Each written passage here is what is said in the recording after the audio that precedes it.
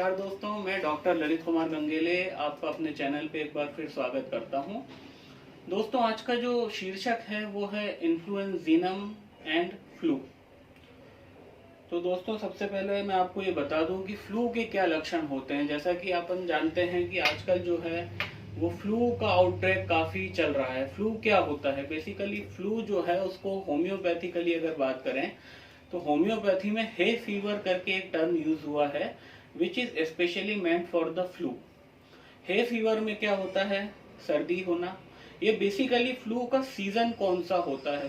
Flu का जो basically जो सीजन होता है वो होता है जुलाई अगस्त से लेके सितंबर अक्टूबर कई बार नवंबर तक। तो जुलाई अगस्त से और सितंबर अक्टूबर के बीच में बेसिकली परागण होता है पौधों का।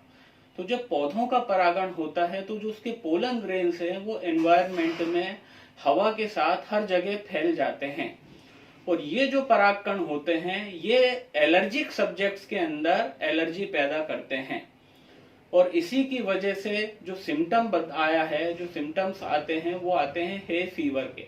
अब हे फीवर में क्या होता है? जैसे कि फ्लू या फिर इन्फ्लुएंजा के सिम्टम्स से हम ज्यादातर वाकिफ हैं। इन्फ्लुएंजा में सर्दी होती है, छींकें आती हैं और खांसी आती है, सूखी खांसी आती है। ये तीनों चीजें एलर्जिक जैसी प्रतीत होती हैं।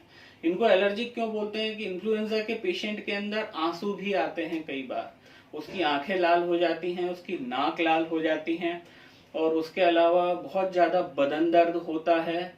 और फ्लू के जितने भी लक्षण हम लोगों ने आज तक प्रैक्टिस में देखे हैं या थ्योरी में देखे हैं वो सारे लक्षण देखने में आते हैं।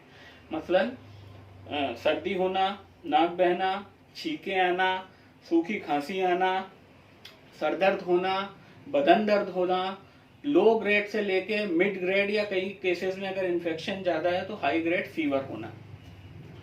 पिछले दिनों फ्लू जो है वो इस पूरी दुनिया ने काफी सीरियसली लिया क्योंकि स्वाइन फ्लू नाम की एक जो नई कैटेगरी की बीमारी है वो मिल गई थी इस फ्लू के साथ। स्वाइन फ्लू बेसिकली जो फ्लू का इन्फेक्शन है वो सुअर मतलब जो पिग्स या फिर पोर्क से जो इन्फेक्शन फैला था, जिसकी एक एपिडेमिक कई कंट्रीज में हुई थी और इसके काफी सारे केसेस इंडिया में भी हुए थे, जिनके अंदर 3 से 4 दिन के अंदर फ्लू के लक्षण इतने ज्यादा सीरियस हो जाते हैं कि जो पेशेंट्स थे वो कई हजारों की तादाद में जो पेशेंट्स थे वो रेस्पिरेटरी फेलियर से जिनकी मौत हो चुकी है।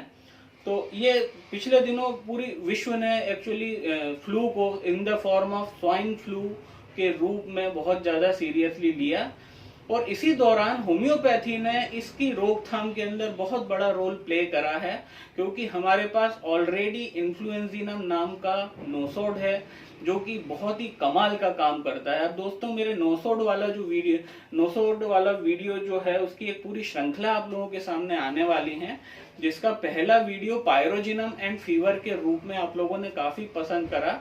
मैं इसमें आई बटन डाल दूंगा, उस आई बटन के ऊपर जाके आप चाहें तो उस वीडियो को भी देख सकते हैं। और ये पूरी अलग से प्लेलिस्ट में क्रिएट करूंगा जो नोसोड्स के ऊपर है क्योंकि ये माइजमेटिक प्लस जो नोसोड का जो डिजीज का शेल है उसको तोड़ने के लिए इन नोसोड्स की बहुत ज्यादा जरूरत है।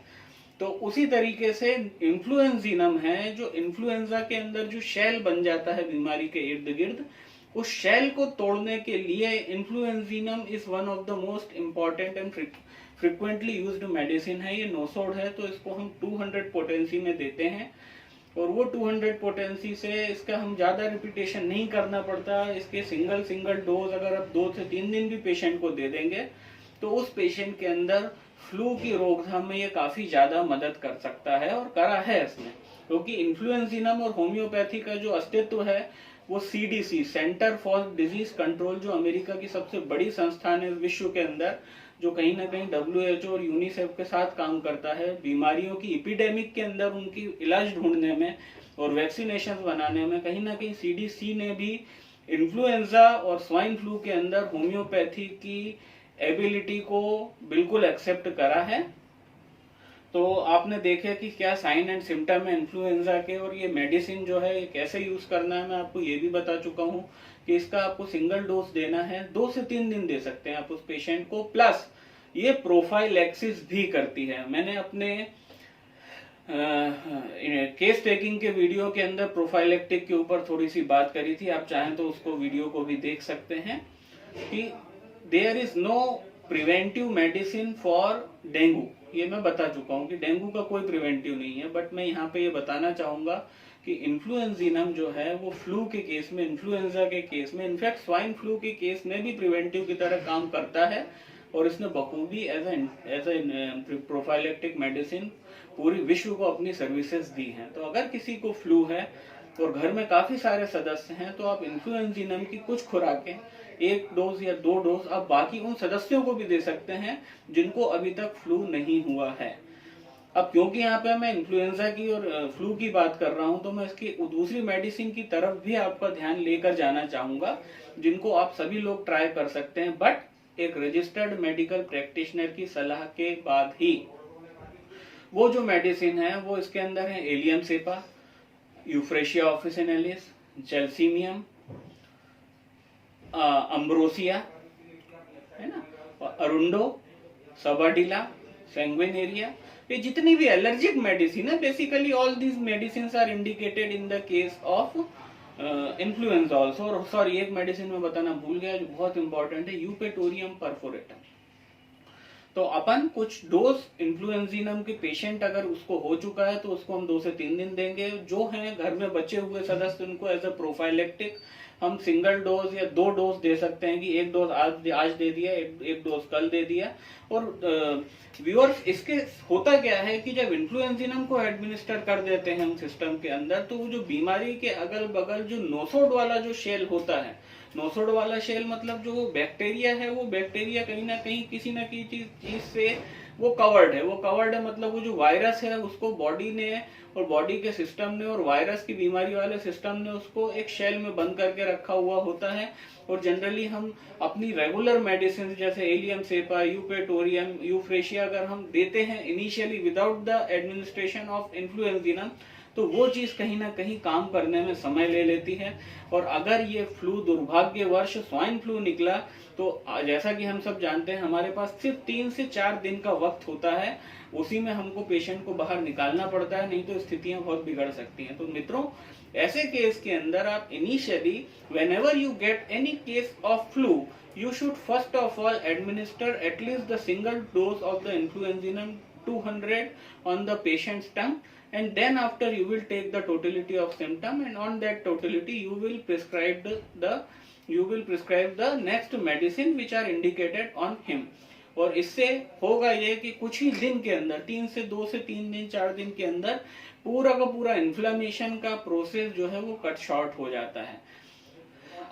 आम सर्दी खांसी से फ्लू किस तरह से अलग है, एक मैं इस टॉपिक पे भी 1 मिनट के लिए बोलना चाहूंगा कि आम सर्दी खांसी के अंदर there will be the only cough and cold, उसके अंदर कोई एलर्जिक टिंट आपको नहीं नजर आएगी। पर एक फ्लू के पेशेंट के अंदर बहुत सारी चीजें आपको दिखेंगी जो एलर्जिक होंगी, जैसे कि उसके चेहरे का लाल हो जाना, चीखने पे उसकी नाक का लाल हो जाना, जो कि अगर आप लोगों ने बचपन में कभी कार्टून्स देखे हो तो फ्लू के पेशेंट के अंदर जो फ्लू के कार्टून्स बनते हैं तो उसके अंदर उसकी नाक को लाल दिखाया जाता था, उसकी आंखें लाल हो जाएंगी, उसकी आंखों में खुजली भी चल सकती है, क्योंकि ये परागण की वजह से होता है। जुलाई के बाद जो पोलन ग्रेन्स हवा में रहते हैं उससे जो लोग एलर्जिक हैं उनको होता है।